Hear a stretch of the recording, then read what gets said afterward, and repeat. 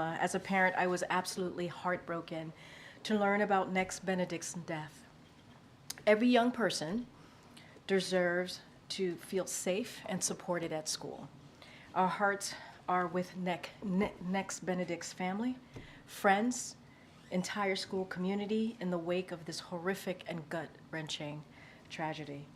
I know that for many LGBTQ+ students across the country, this may feel personal and deeply, deeply painful. There's always someone you can talk to if you're going through a hard time and need support.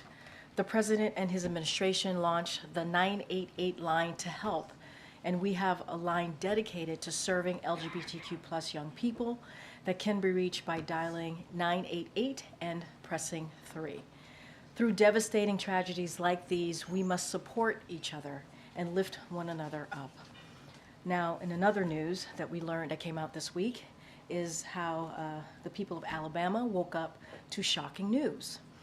The state Supreme Court has put access to fertility treatments at risk for families who are desperately trying to get pregnant. It's unimaginable for people who want to become parents, and it's a devastating example of the kind of chaos and confusion that has resulted from the overturning of Roe v. Wade. There are reports that families seeking fertility care don't know what to do or where to turn. Doctors are afraid of prosecution, and families in other states are worried they might be next. But this is not the first time reproductive care has been disrupted in Alabama, a state where women are already living under a total abortion ban. The state has no exception for rape or incest. This is the same state whose attorney general threatened to prosecute people who help women travel out of state to seek the care that they need. And it's not just Alabama. We're seeing this chaos play out across the country. The day Roe fell is the day that the floodgates opened for Republican elected officials to dictate some of the most personal decisions families can make. Now, as a result, 21 states have abortion bans in effect. In nearly all states, doctors can be charged with a felony for simply doing their jobs. 27 million women of reproductive age now live in states with abortion bans. Over 380 state bills restricting access to abortion care were introduced just last year, and congressional Republicans have proposed 3 national abortion bans. It doesn't stop there, believe it or not. It doesn't stop there. Birth control access is under attack. Women are being denied care for ectopic pregnancy, and now, with this decision out of Alabama, IVF is under attack. So we want to be really clear here. It is absolutely unacceptable to this administration when women are denied the care that they need. It is unacceptable. President Biden and Vice President Harris will continue to fight to protect access to reproductive health care and call on Congress to restore the protections of Roe v. Wade in federal law for all women in every state. Now, as you saw this morning, we are excited to announce that on March 1st, President Biden will welcome Prime Minister Meloni of Italy to the White House to reaffirm the strong relationship between the United States and Italy.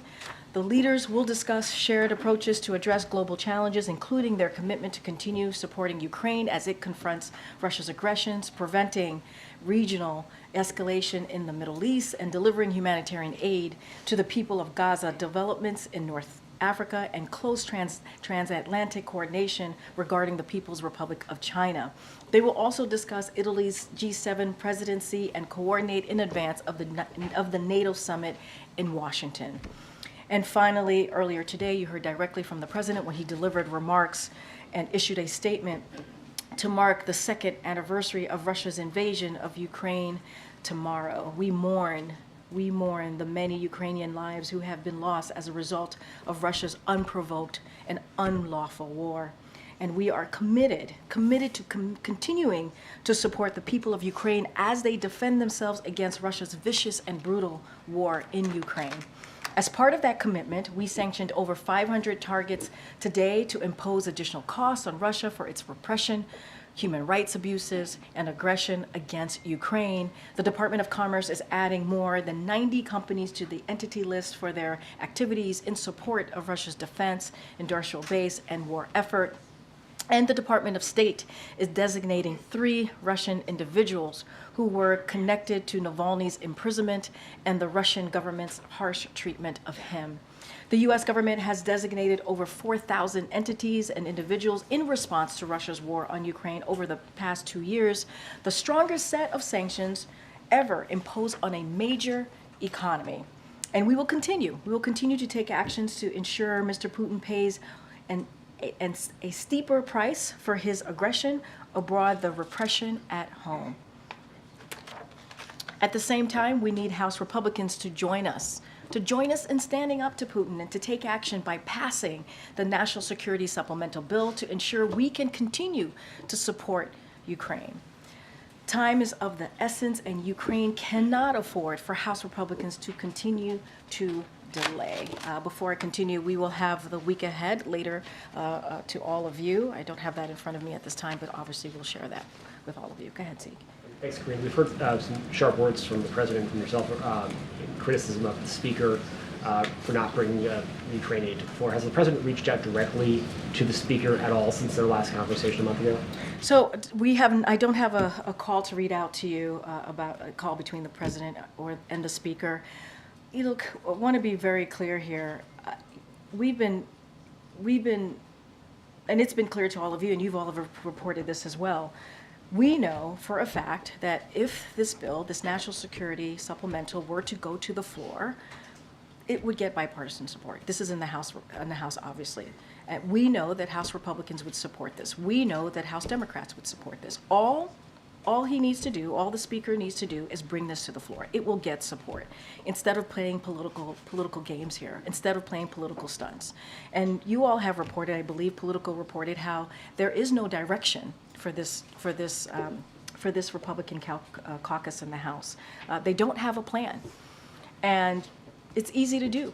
This is something, and I'm going to be really blunt here, lives are at stake. If you think about what's happening in Ukraine, if you think about what's happening in the Middle East, lives are at stake here. This is about saving lives, and they can get this done. This is also about the national security of the American people. So if he truly stands with the American people, he would get this done. Put it on the floor. It will get bipartisan support. Put it on the floor. Stop playing political games. In your topper, you mentioned the Alabama decision. Is there any actions the federal government can take or is looking at taking to try to help women who are trying to get in vitro fertilization services, particularly at those hospital networks that have stopped the practice now? I mean, look, I don't have anything to share at this time. I know you're asking me, are there any policy actions, right, that we can take from here?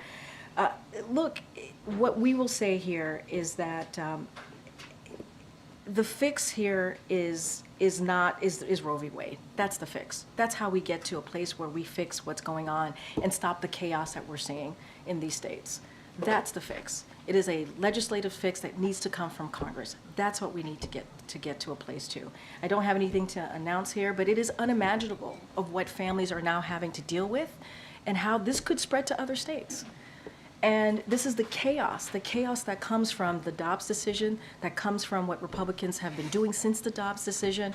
And so we have to get this right. We have to get this fixed by making sure Congress acts and makes Roe the law of the land.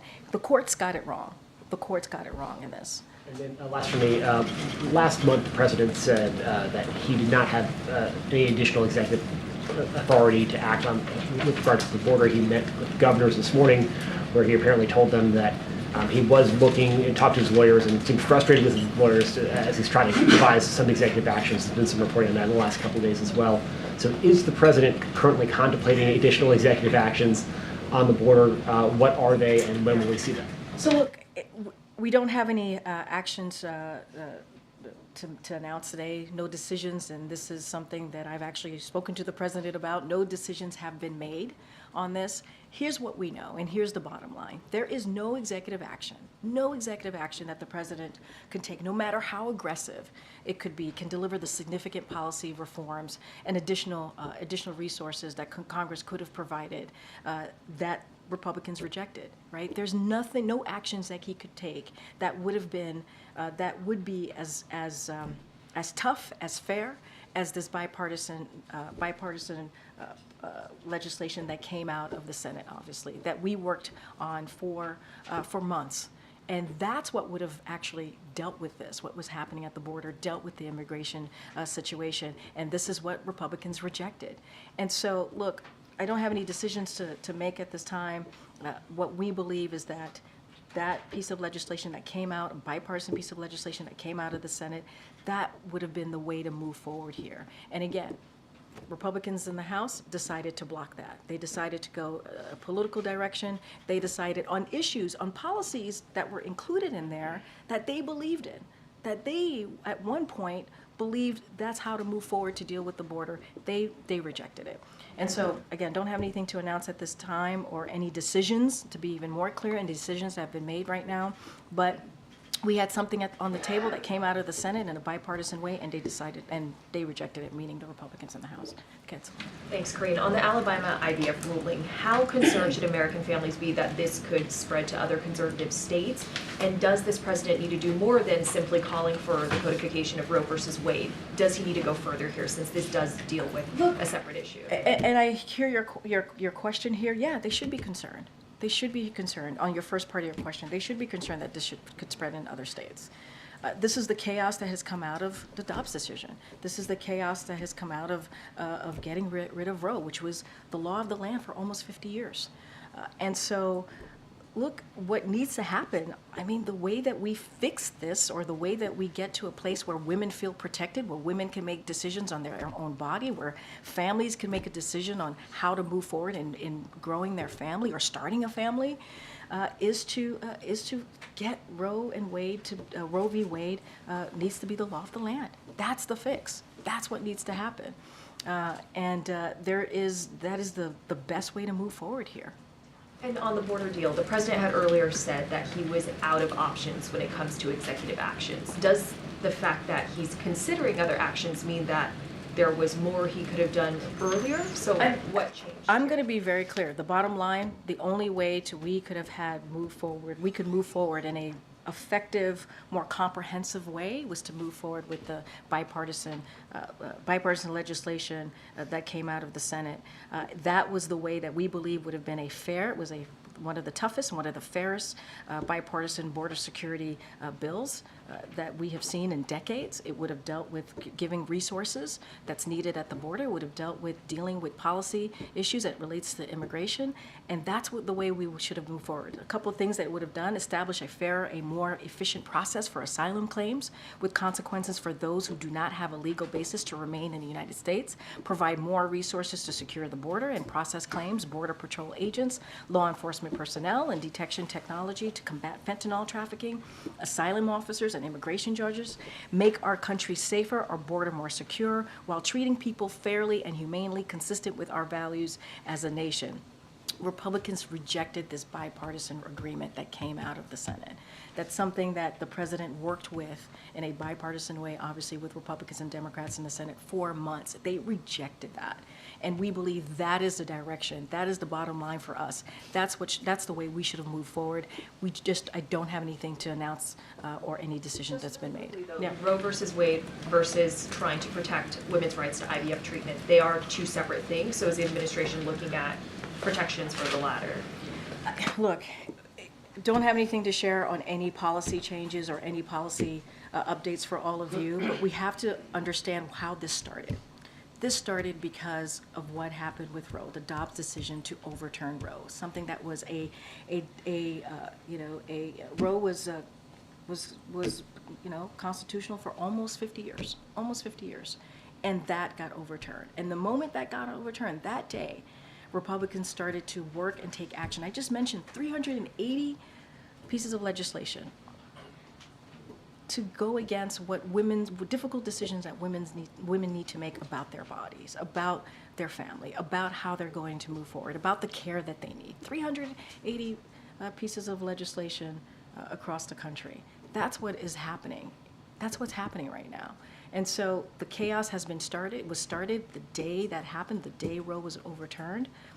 And the only way to fix this, the best way to fix this, is to restore Roe. Thank you, Karine. The President made an appeal this morning to the governors at the White House, asking them to kind of go back to their states and talk to their congressional lawmakers about passing the Ukraine aid bill. I'm wondering if that is sort of the next course of action, where you're thinking about targeting the Speaker and top House Republicans in their districts. I mean, look, the president had an opportunity to engage with governors of both, obviously, of both parties, which is something that he does yearly, and they have important items to speak to on the agenda, and obviously this is an issue that governors care about. We know that even with the bipartisan deal for the border security, obviously that came out of the Senate, we got support from governors. We got letters from governors. We got letters from that included mayors from the cities that were being affected. So we know that we got support from them. And so one way, obviously, to get Speaker to do his job and put it on the floor and actually take it up is for governors to speak up as well. And I believe that they have. Obviously, the letter was a key part of that. And so, look, there are many items on the agenda to discuss. This is something that's important when you think about immigration, when you think about what's happening at the border and how it's affecting these states, these governors. So, yeah, I think it's important for one way the president to show leadership is to also say, and governors to show leadership, is to be very clear what this means to them, to their constituents back at home. Are you planning to follow up with them in the next week if they have had those conversations? Well, we've been in regular touch with governors. Obviously, there was $1 billion that we were able to secure to help governors deal with the migrant situation, the migrant issue over the past several months. So we've been in constant communication with governors, with mayors, and so those conversations continue. What you were able to see is the president leaning in and showing how important it is to move with the bipartisan deal as it relates to the border, obviously border security, and also obviously the national security supplemental. Since we are speaking about the two-year anniversary tomorrow of Ukraine being attacked by Russia. So all of these things are important. We're talking about our national security, the importance of our national security for the American people, and we're also talking about our border and what we need to do to make sure that we deal with the border challenges. I have a quick one on the meeting that he had in California with the Navalny's family. We did see the readout that you put out. The president has spoken a little bit on it. But what specific assurances did he offer Yulia? Because the sanctions package was already in the works, right, to mark the anniversary of the two-year war. What did he tell the Navalny family that he could do to protect them? I mean, did he advise her not to go back to Russia? I'm going to be really careful and not speak to a private conversation that the president had. That is something that we don't do here. I'm not going to go beyond the readout. But yes, was the sanction package in motion before Navalny's death? Yes, as you know, tomorrow will be a 2-year anniversary. But we added to the package, obviously added additional sanctions once we learned about Navalny's death. So both are true. In this case, both can be true and are true. And so I just am not going to go beyond a conversation, a private conversation. I'm just not going to do that. Obviously, it is her decision to make. I'm just not going to get into private conversations. Okay? Border deal aside, the White House is actively discussing taking executive action on the border, as the governors mentioned earlier today and as we've reported.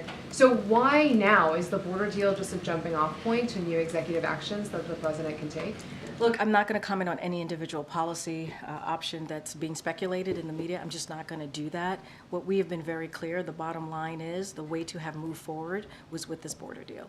That's the way. There's executive actions that are now being considered that weren't considered before. I'm not going to get into any policy discussions that are possibly happening or however it's being reported. I'm just not going to get into that.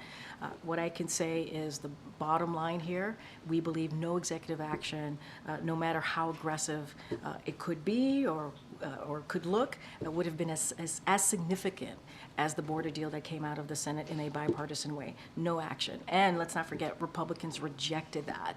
And so don't have anything to go on beyond that. On Alabama, what's your message to the clinics in Alabama that have proactively paused IVF treatments? Are they making the right call?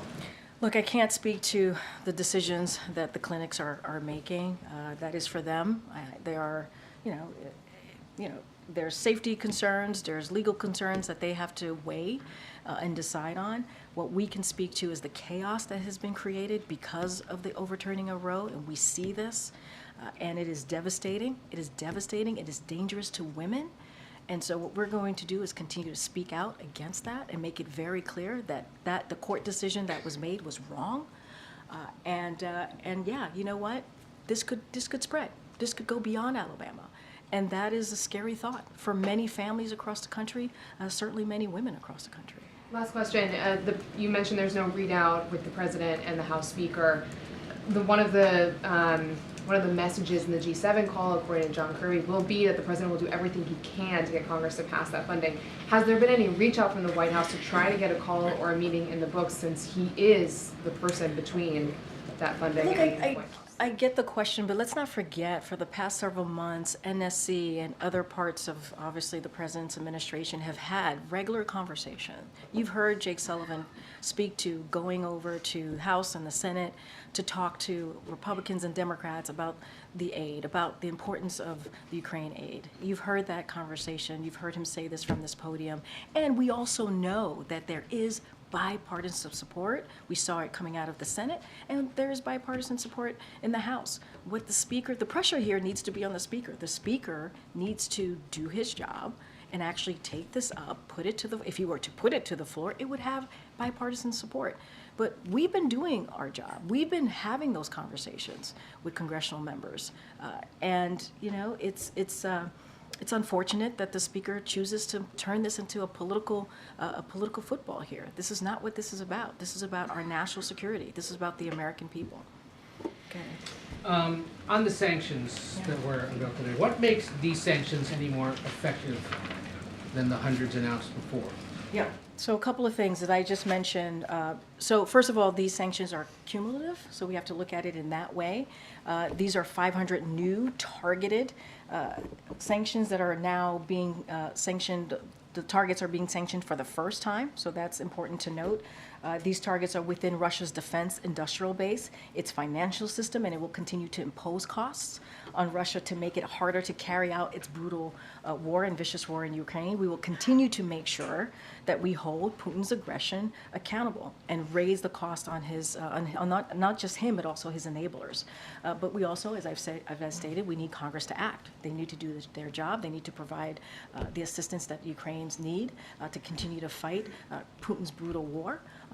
That's what they need to do. They need to be able to make sure that we provide Ukrainians with the assistance to defend themselves. And so we are continuing to urge the Speaker. Again, if the Speaker were to put this on the floor, we would see a bipartisan support for the national security bill. I guess asked another way, there have been 4,000 sanctions now in the last 2 years. It hasn't stopped the war. So to what extent or how should the success of these sanctions even be measured So if that look, hasn't happened? no, I totally get the question. Look, we believe they've been effective, right? That's what we believe. The goal of sanction and export control is to increase the cost of Mr. Putin and his enablers. And it's clear that our sanctions and imports controls are having an impact. And so, and it's not just them, it's obviously Russia had been forced because of, we're raising the stakes on Russia and his enablers. We see Russia being forced, right, to turn to countries like Iran and North Korea to get the arms and ammunition it needs to carry out this war. I want to just lay out an example from Bloomberg. Bloomberg reported last month that Russia's government has tapped almost half of the national wealth funds available reserves as it pours money into its defense budget at the expense of Russia's other needs. When you think about Putin's own oil czar, he's linked the fact that Russia has been forced to sell its oil at heavily discounted prices to our coalition's increased enforcement of oil price cap in recent months. So we have seen the impact. We believe, again, this is cumulative. What we were able to sanction, again, 500 additional targets, and we believe that it has had an impact on. On the Alabama IVF ruling, you have spoken out just here forcefully about it. The Vice President did yesterday and continues to on her national tour. President tweeted about it and issued a written statement. Yeah. When might we see him more publicly speak out about this issue? We keep hearing, at least we keep hearing from voters and Democrats who say, where is he on this? Why isn't he I mean, talking about an issue of such urgent concern? Presidential focus, time, statement in public instead of on paper is very different than sending you out here or tweeting about it or sending the vice president on the road. I mean, look, Ed, I think the president has spoken about what the attack on reproductive rights, what the attack on women being able to make choices on behalf of their own health care and getting the health care that they need, the actions that he has taken, whether it's executive actions and what obviously his agencies have been able to do, DOJ, HHS. I mean, those have been done because of this president. And he has spoken to this many times. The day that Roe was overturned, you heard from the president. The president was the only person that spoke to this on that day. And I would argue that a statement from the president is incredibly powerful, is important. He spoke to this through his statement. And the president has been very clear where he stands. He believes that we need to continue to protect women's right to make a decision, reproductive health decision, pardon me. And that's where we're going to continue to be. That's where he's going to continue to be. And we've been very clear about that. We've asked about this before.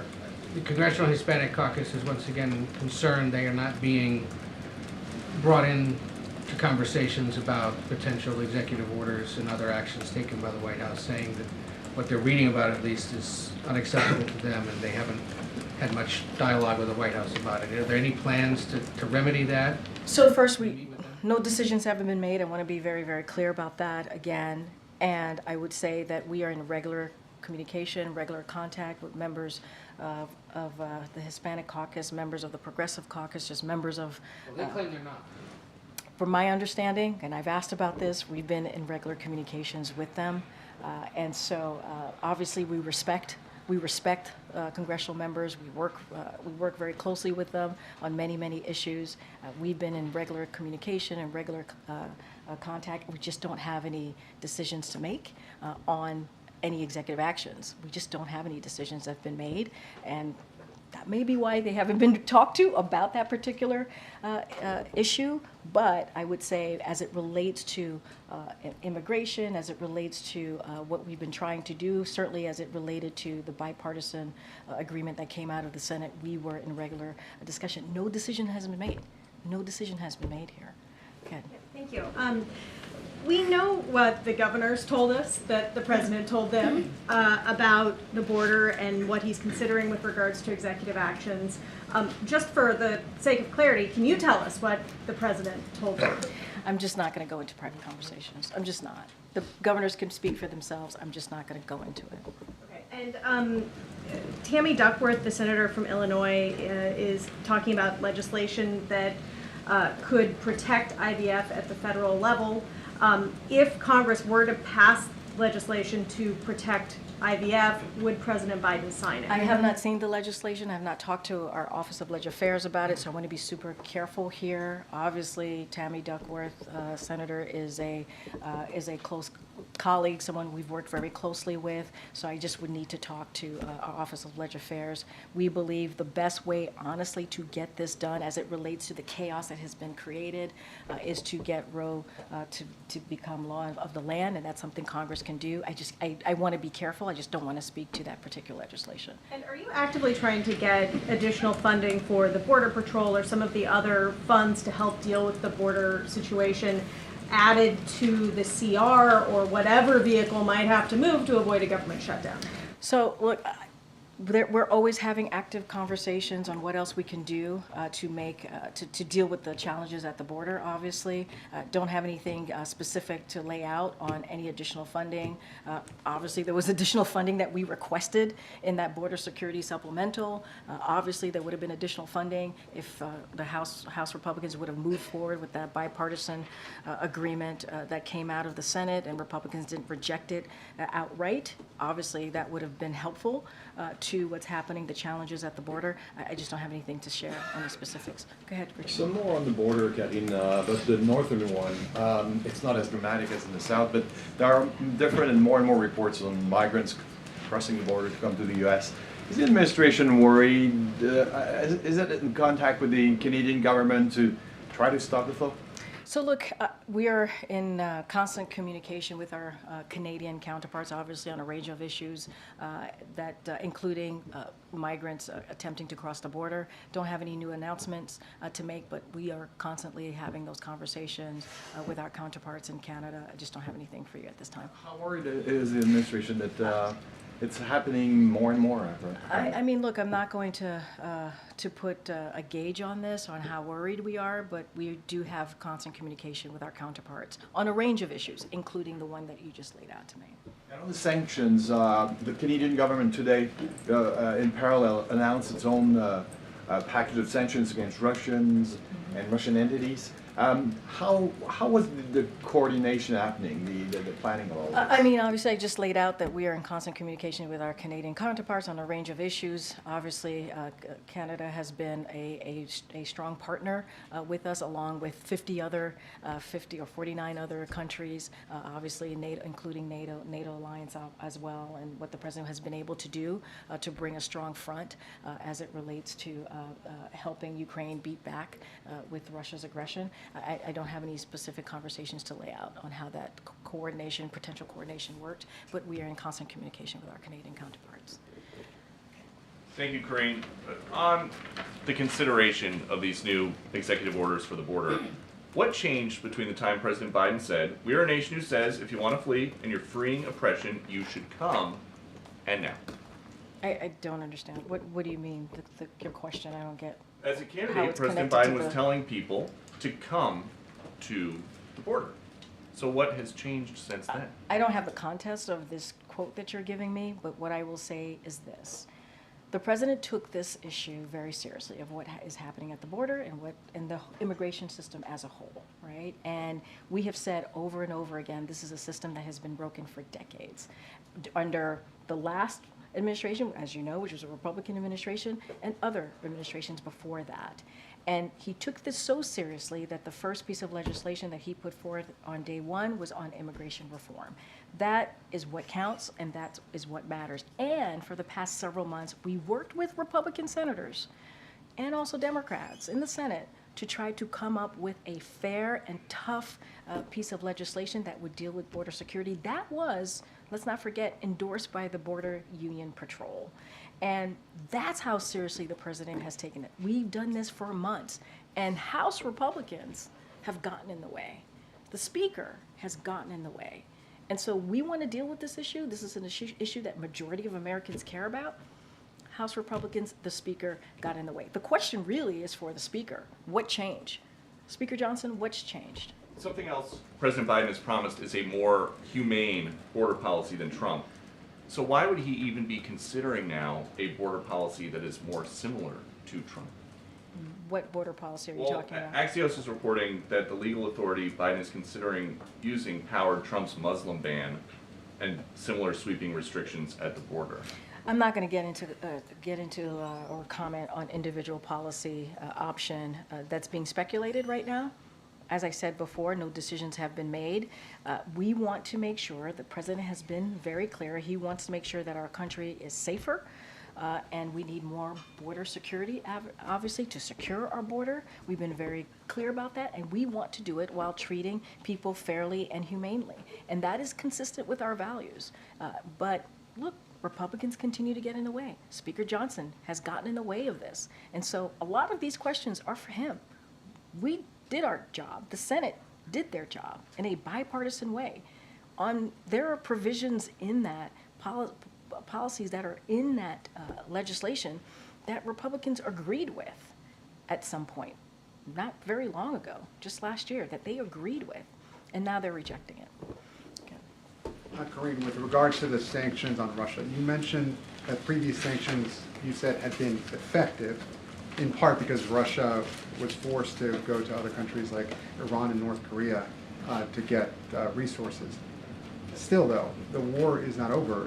How can you make the argument that those sanctions have been effective if they're still getting those resources from those other countries, wherever they're getting them from? I mean, we believe, and I just laid this out moments ago, that we have seen an impact. I talked about Bloomberg. I talked about what Putin's own oil czar has had to do. I mean, this is what we have been able to impose on Russia has been pretty significant. It has been pretty significant when you think about another major economy. The most that we've ever been able to do on any major economy. And as I've stated, this is cumulative, right? This is a continuation, and we believe, as has been reported, that we have seen some impact here. We're going to continue to use every tools in our tool belt. Obviously, we're going to developing new tools to make it harder and costlier for Russia to fuel its war machine. That's what we're going to do. And at the same time, we need Congress to do their jobs. We need House Republicans. We need the Speaker to put on the floor a national security supplemental plan that we believe and we know will get bipartisan support. We've heard from Republicans in the House. We've heard from, obviously, Democrats in the House. That's what we need the House to do. And on the border, I know you said you couldn't or wouldn't get into specific executive actions being considered or not considered, but bottom line, as a policy, does the administration believe that asylum laws need to be strengthened? I'm going to be, I The know. reason I asked that is that the bipartisan bill, and you said the president would sign it, Yeah, he would. strengthen asylum laws. So I just want to be sure, the administration does believe that asylum laws need to be strengthened. Obviously, because it was in, as you just stated, in the bipartisan legislation that came out of the Senate that the president's team worked very closely on. I just want to be very, very clear and very careful. Decisions haven't been made. I'm not going to get into any internal policy, individual policy, option that's being speculated in the press. I'm just not going to do that from here. But no decision has been made. And finally, on a separate topic, I know the U.S. has had a complicated relationship with Mexico before. I wanted to get the White House's reaction to President Lopez Obrador doxing a New York Times reporter in a press conference. Oh, well, I've not seen that. Obviously, that's not something we support. We believe in the freedom of the press, obviously, which is why we do this on almost on a daily basis. It is important for the press to be able to report on issues that matter to the American people freely, in a way that obviously you all feel secure and safe, and in a way that you're not being doxied or attacked. That is something that we will obviously reject. Thanks, Karine. One follow-up on Next Benedict and then another on a separate subject. Given that Nex's family said they had been bullied in the months prior to their death, specifically about their gender identity, and the family also says that Nex was physically assaulted the day prior to their death, does the White House think that this case should be the subject of a federal hate crime investigation? I'm going to be really careful. That is something for the Department of Justice to decide on. I cannot speak to that. Obviously, our hearts go out to Nex Benedict's family. It is a tragedy that is awful, and I said this at the beginning, and I'll say it again. Every kid should feel safe and should feel protected when they go to school, and this should not be the case. But that is something, as far as any legal action, that's something for the Department of Justice to decide. And then the Florida Surgeon General defied CDC guidelines this week, suggesting it's fine to send unvaccinated kids to school amid a measles outbreak there.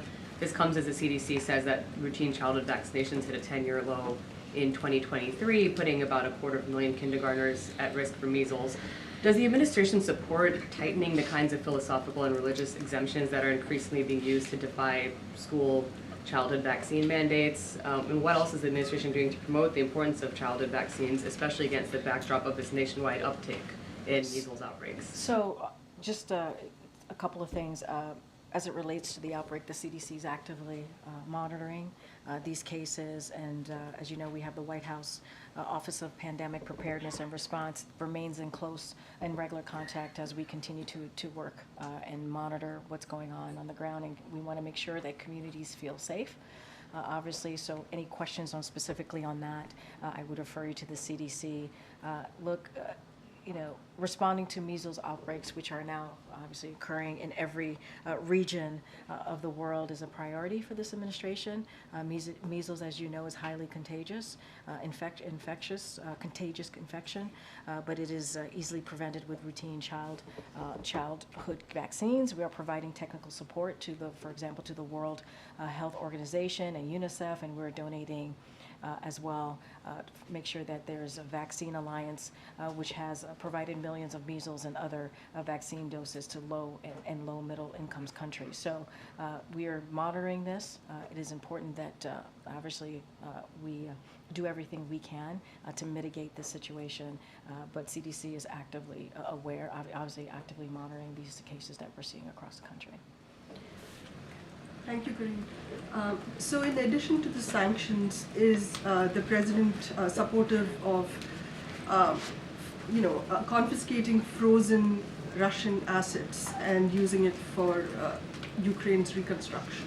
So a couple of things, because this is a little bit complicated, and I want to take a step back for the folks who are clearly watching the briefing. And I understand that you all understand this, but in 2022, we worked together with our allies and partners to quickly immobilize almost $300 billion of Russia's sovereign assets that they had held internationally when they launched their brutal invasion of Ukraine. That joint action to cut off Russia's access to a significant amount of funds has made it much riskier for Russia to fund its war against the Ukrainian people and boost their defense spending while also managing their economy. So now we're going to continue to be in active conversation with our allies and partners, including the G7, as well as members of Congress, on additional steps to seize Russia's Russia's aggression in Ukraine and to ensure Russia pays for the damage it has caused. I don't have any new announcement to make, but it is a bit complicated because, as I said, we're talking about international it's been held internationally, so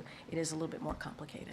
Are there other countries who are planning to, take that action? I would refer you to other countries. I can't speak for other countries here, but I just wanted to make sure we laid out. It is complicated. It is not as simple as it may seem, but certainly don't have any new announcements to make at this time. Get Karen. Thanks. What's the view from the White House right now about how conversations are going about government funding and spending bills next week ahead of next week's significant deadlines? I mean, look, and we've been here before, and we've always been very clear. House Republicans have a job to do. Their basic duty is to keep the government open. They need to not play politics here. They need to get this done. We've been very clear about that, and it is their job. If you think about it, and I've talked about this before, House Republicans, 2/3 of House Republicans voted for the deal last year, and just early this year, they reaffirmed that deal. So what's the problem? What's the problem here? They need to get this done. They need to get this done. There are important programs that the American people need, and so they need to move forward and make sure we keep the government open. I feel like I've asked you this before deadlines, but are you anticipating another short-term funding bill, another CR, and is the president okay with that this time around too? So look, I'm not going to get into legislative negotiations from here, but look, we got to be really clear that these are programs that are critical, that are important to the American people, and it needs to get done. It needs to get done. So I'm not going to get into negotiations from here. House Republicans need to do their jobs here. They need to get to work, and they need to make sure that they prevent a needless shutdown. And are White House officials involved in any conversations, like legislators, with congressional leaders this weekend about getting closer to something? So I can say that OMB and our Leg Affairs team are in touch with lawmakers from both parties every day on the need to keep the government open. But again, this problem is a problem of the House Republicans making. It's not something that we can fix for them. This is something that they can deal with. This is something that they need to actually work on, and they need to get to work here. They need to get to work. Go ahead, Ed. Thanks, Karine. I want to try a little bit different on the executive actions, possibly on the border. The bills are stalled, so why wait 3 years now to take alternatives or take possible executive actions? What are you talking about? You mentioned the bill when the first week in office, the president issued his bill for immigration reform, and then the negotiated Senate bill. Those are both stalled. The House is not taking them I think up. you're seeing it very differently than we are. We're saying that the president took it very seriously. He took it very seriously by taking action on day one, putting forward a comprehensive immigration policy legislation that he wanted Congress to act on. They did not act on it. We taken actions on our own, and we've been able to secure some funding to deal with what we've seen at the border, but we need more. We need more, and we've said this. We have said this for the past 3 years, and House Republicans have continued to get in the way. In the last couple of months, we worked with Senate Republicans and Democrats for several months to come up with a border security that is tough, that is fair, that's supported, that was endorsed by the Border Patrol Union. The Border Patrol Union endorsed this legislation. Republicans rejected it. So this is something for Republicans in the House to speak to.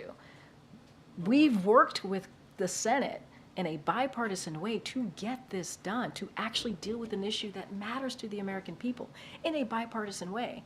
And House Republicans have allowed politics to get in the way. And Speaker Johnson left early after, if you think about the national security supplemental, they had to take out the border security from it because that's what the Speaker wanted. That was done out of the Senate. It was passed. And then the Speaker went home early and is gone. He went on vacation early. And so this is truly a question for the Speaker. Well, my question is now we're hearing about executive actions that could be taken. Why wait this long to look at executive I've been very actions? clear. We have made no decisions on that. I'm not going to get into policy discussions or hypotheticals that we're hearing right now. Be very clear. But the focus here should be what happened in the Senate in a bipartisan way that Republicans have rejected. That is the reality that we're in here, Ed. That's the reality. And then one more, if I may, in fiscal year 2023 at the border, there were 24,000 Chinese nationals that had illegally crossed, and 288 were deported. And the National Border Patrol Council president says that the vast majority of them coming across now are military-aged men. What's the level of concern for the White House about these military-aged men? So this continues to be a concern for this administration. So we'll just start there.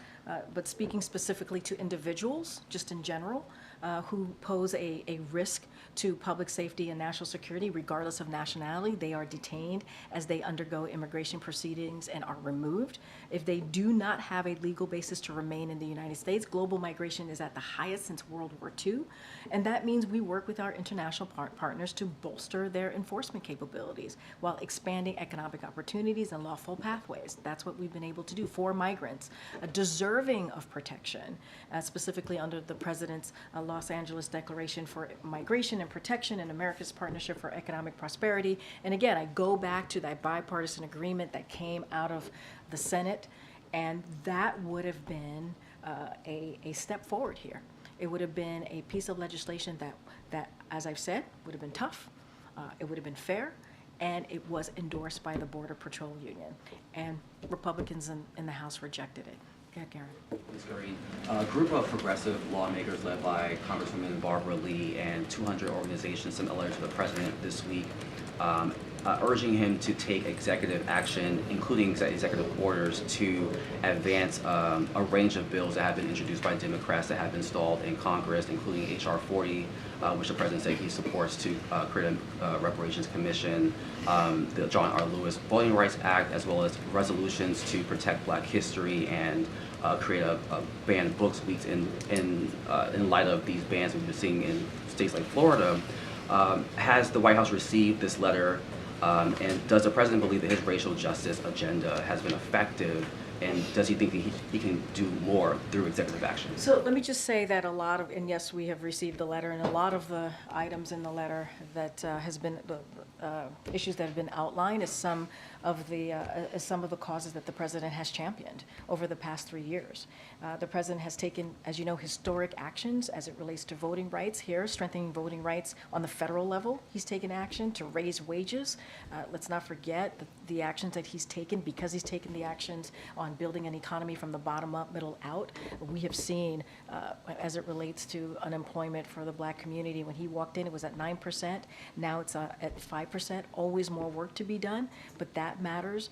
Black wealth has jumped up to 60% since the pre-pandemic days. He supports a study of reparations and continues and the continuing impacts of slavery, and signed an executive order to deal with racial equality on his very first day in office, as it relates to the federal government and what the agencies can do better. And also, he's spoken about banning of books as it relates to Black history. So the president's is committed to making sure that we address racial inequalities here, and he's going to continue to take action to make sure no communities are left behind. And as I just stated, he's taken historic executive action on this issue. This is a priority for this president. When he walked into this administration, he talked about the different crises that our country was dealing with. Climate change, it was COVID at the time, the economy at the time, racial inequality was part of that as well. And so he's committed. He's committed. You're trying to get me. Go ahead, sir. Thank you. Karine, last year in December, the administration sold weapons to Israel bypassing Congress. Why can't the U.S. do the same for Ukraine right here and right now, given their desperate need of weaponry? I mean, we actually need funding. We need this funding in order to get Ukraine what they need. It's gone. You've heard the admiral speak to this. You've heard the National Security Advisor speak to this from this podium. It's gone. There is no more. We need Congress to do its job and to pass much needed assistance, security assistance that the Ukrainians need. We're talking about a sale for weaponry. There's a lot more to this, right? There is actual funding that we need to make sure that we get, so that DOD and so that obviously the Pentagon can do what it needs to do in order to give the security assistance that is needed, to give the weapons that they need to fight against Ukraine's aggression. You've heard the admiral speak to this today in his gaggle, and you've heard him talked about this multiple times. There is an assistance that we have to provide to them that we just don't have it now. We're done.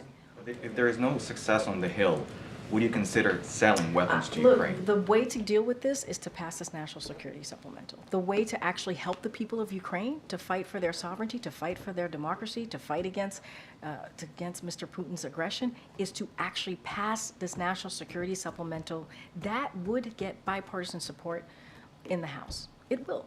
That's how we move forward here. There's no other way to actually do this in a bipartisan scenario. It's there. And the speaker needs to do his job. Speaker Johnson needs to take this up. We know that the bipartisan support exists. We've heard from Republicans speak to this directly and very recently. So why doesn't he just do his job and stop putting politics in front of this? This is why I don't want to get into hypotheticals, because there's an option that exists. There's an actual option that exists. And the speaker's putting politics in this. And that's not how we should move forward. All right, everybody. Thank you so much. Thanks, Karine. All right. See you tomorrow. Not tomorrow. Tomorrow's Saturday. See you next week.